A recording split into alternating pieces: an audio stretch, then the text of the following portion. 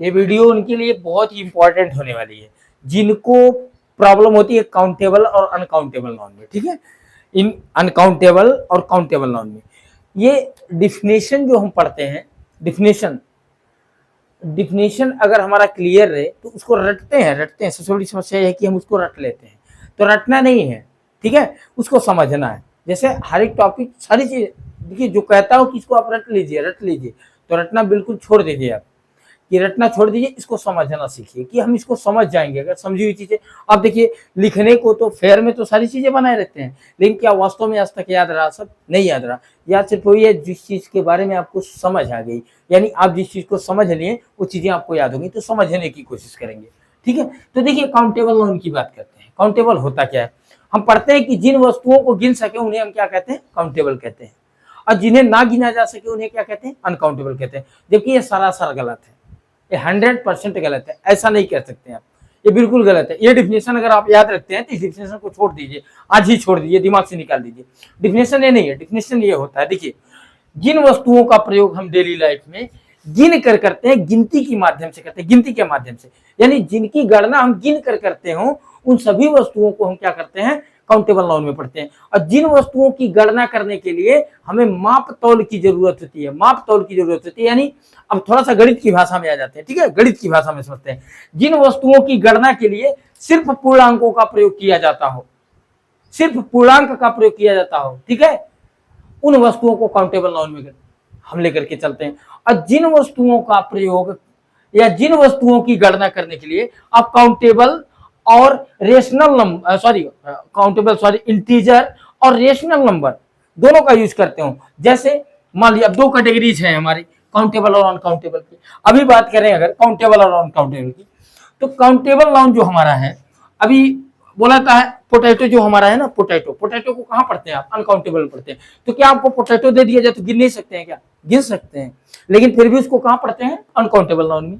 उसका अध्ययन कहाँ किया था? अनकाउंटेबल में। और वहीं पे अगर चावल की बात कर दूं ना, एक बोरा चावल गिरा दूं तो आज नहीं तो कल नहीं तो परसों अगर 100 लोग बैठ जाए गिनने तो उसको गिन सकते हैं, लेकिन चावल को भी कहाँ रखा जाता है? अनकाउंटेबल। तो इसलिए हमारा डिफिनेशन वो बिल्कुल गलत है। उस डिफिनेशन को ऐसे नहीं, चावल लेने जाते हैं मार्केट में तो आप क्या करते हैं? 1 किलो भी ले सकते हैं, 1.5 किलो भी ले सकते हैं। अब देखिएगा ध्यान से, मैथ के लैंग्वेज में थोड़ा सा आ जाते हैं, 1 भी ले सकते हैं और 1.5 भी ले सकते हैं, 1.25 भी ले सकते हैं। इसका मतलब 1 का मतलब है, 1 तो हमारा पूर्णांक हो गया, और 1.5 का मतलब 1 सही 1/2, जिसको आप लिखेंगे 3/2, ये हो गया हमारा परिमेय संख्या।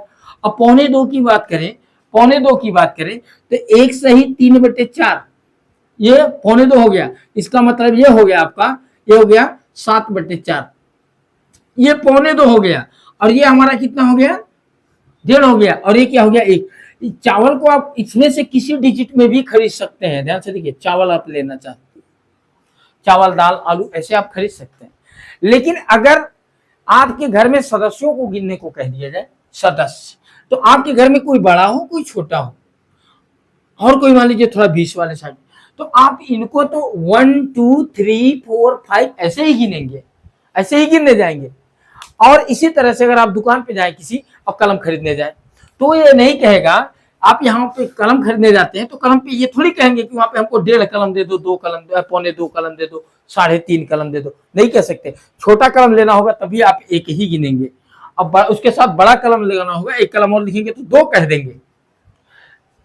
तो इनको कहा जाता है काउंटेबल नाउन, जिनके लिए सिर्फ आप क्या प्रयोग कर सकते हो? पूर्णांकों का प्रयोग कर सकते हो, इंटीजर का प्रयोग कर सकते हो। ये काउंटेबल नाउन के अंतर्गत आते हैं। और ये नहीं कि आप ऐसे याद कर लिए हैं कि जिनको हम गिन सके, तो गिन सके, गिनने के लिए तो भैया इसको भी गिना जा सकता है, इसको भी गिना जा सकता है, तो इसको सबको हमको काउंटेबल में पढ़ना चाहिए। लेकिन काउंटेबल सिर्फ वो होता है जिसका प्रयोग आप क्या कर सकते हो? जिसकी गणना आप पूर्णांकों में करते हो। देखिए, जिन वस्तुओं की गणना आप सिर्फ पूर्णांक में कर सकते हो वो सभी वस्तुएं किसमें आती हैं? काउंटेबल में आती हैं। और जिन वस्तुओं की गणना करने के लिए आप पूर्णांक और परिमेय संख्या दोनों का प्रयोग कर सकते हैं, उन्हीं को आप क्या कहेंगे? अनकाउंटेबल नाउन में लेकर के जाएंगे। और वैसे भी जिन वस्तुओं का प्रयोग हम अपने जीवन में गिनती के माध्यम से करते हैं, उन वस्तुओं को हम क्या कहते हैं? काउंटेबल कहते हैं। और जिन वस्तुओं का प्रयोग अपने डेली लाइफ में हम माप तौल के माध्यम से करते हैं, उन सभी वस्तुओं को हम किसमें पढ़ते हैं? अनकाउंटेबल नाउन में पढ़ते हैं। ये क्लियर कर लीजिए आप। ठीक है, ये इसमें कोई गलती नहीं करनी है। तो ये रहा आपका काउंटेबल और अनकाउंटेबल नाउन। तो काउंटेबल नाउन हम आशा करते हैं आपको समझ में आया होगा। जैसे मान लीजिए और भी एग्जाम्पल ले लेते हैं थोड़ा सा।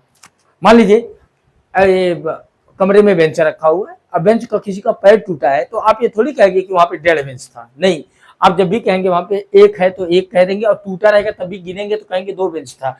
ठीक है, तो उसको आप माप ताल के प्रयोग नहीं कर रहे हैं, तो वो आ जाएगा आपके किसमें, काउंटेबल नाउन में।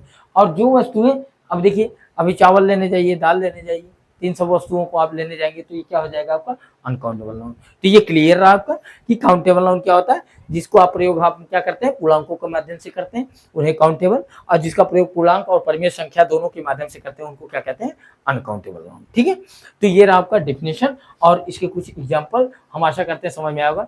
हम धीरे धीरे, अभी ये क्या हो रहा है, हमारे यहाँ कुछ टेक्निकल इशू है जिसके कारण मैं क्या कर रहा हूँ, लाइव क्लास नहीं चला पा रहा हूँ, और बहुत जल्दी आप लोगों के बीच में लाइव क्लास में चलाऊंगा। और हर एक सब्जेक्ट क्या चलाया जाएगा, हिंदी चलाया जाएगा, इंग्लिश चलाया जाएगा, मैथ चलाया जाएगा, और SST चलाया जाएगा, साइंस चलाया जाएगा, और सभी सब्जेक्ट मैं ही चलाऊंगा। ठीक है, तो आप लोग क्या करेंगे, कोशिश करेंगे कि ज़्यादा से ज़्यादा लोगों तक वीडियो को शेयर करेंगे।